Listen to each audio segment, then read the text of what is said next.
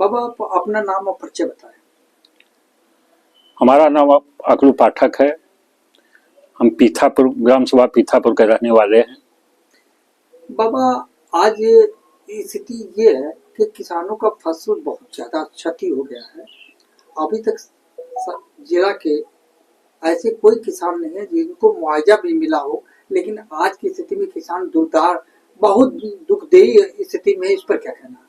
पत्रकार साहब, बड़ा कष्ट की बात है कि जब तक पंडित कमलापति त्रिपाठी रहे वो नहर का जाल बिछा दिए, ट्यूबवेल दिए सिंचाई के लिए।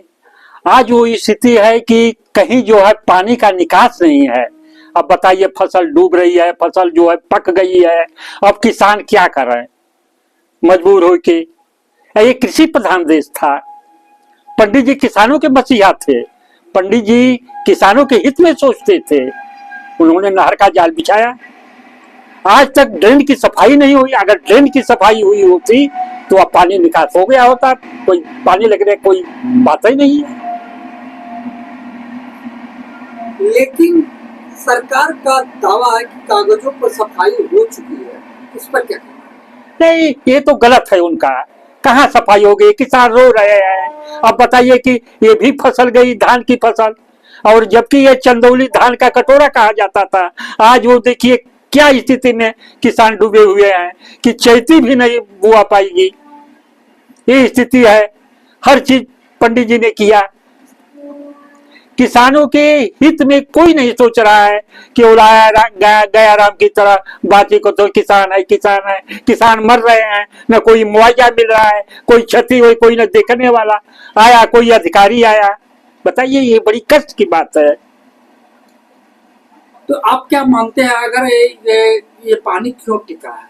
इस पर क्या कहना है? पानी इसलिए टिका है, कोई ड्रेन की सफाई नहीं हुई है, खुदाई नहीं हुई है, ताकि तू कहाँ पानी जाएगा। इसमें दोषी कौन हो सकता है? अब इसमें दोषी सरकार हो सकती है। सरकार तो कही रही है कि जो हमने ड्रेनों की सफाई और नहर की सफाई नहीं, तो गलत है। कहाँ सफाई हुई तो निकास नहीं हुआ होता। आज लोग दौड़ रहे हैं किसान नेता। तो आप इसको क्या मानते हैं कि इस चंदौली की धरती पर अगर नहर का जाल उन्होंने बिछाया तो क्या वो उस कार्य को अभी तक किसी ने पूर्ण रूप से कार्य कराया है? कई आए, कई लोग संसद विधायक आए, कोई नहीं किसानों के विषय में सोचा। लेकिन सरकार तो कहती है कि हम किसानों के हिमैती है और किसानों को। पत्रकार साहब, थोड़ा 1 मिनट सुनिए, इंट्रोडक्शन करिए आप। अगर एक इंजीनियर का लड़का है, उससे पूछिए कि बेटा तुम क्या करोगे, तो पिताजी आप इंजीनियर हैं तो मैं इंजीनियरिंग करूंगा। एक डॉक्टर का लड़का है, अगर उनसे पूछा जाए तो वो कहेगा कि पिताजी आप डॉक्टर हैं तो मैं डॉक्टर बनूंगा। एक बिजनेसमैन का लड़का है तो कहे पिताजी आप बिजनेस करते हैं तो मैं बिजनेस करूंगा। लेकिन आज बड़ा कष्ट के साथ करना पड़ता है पत्रकार साहब कि किसान के आज बेटे से पूछा जाए तो तुरंत एडवांस जवाब देगा कि बाबूजी मैं झुआ फेंक कर सहन कर लूंगा, लेकिन मैं किसानी हमसे नहीं होगी। क्योंकि किसानों कोई प्राथमिकता नहीं है। न बीज मिल रही है, न खाद मिल रहा है।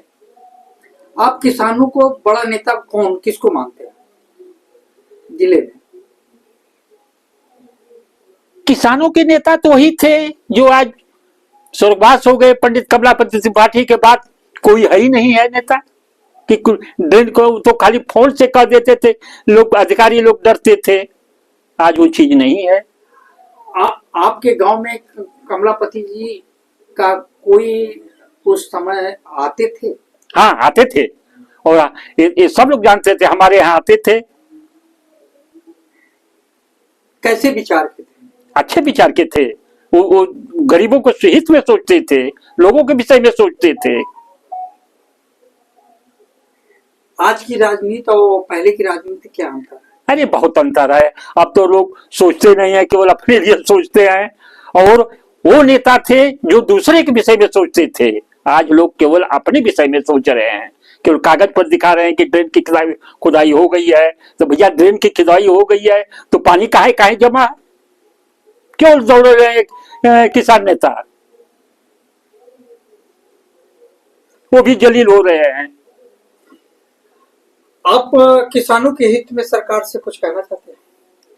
सरकार से यही कहना चाहते हैं कि जो हुआ सो हुआ, कम से कम अधिकारी को भेजें और जिसका क्षति हुआ है कुछ दे, मुआवजा हो जाए कि अग्रिम रबी की भी बुआई हुआ तो हो सके। किसान तो कमर टूट गई है, कहाँ से करेंगे।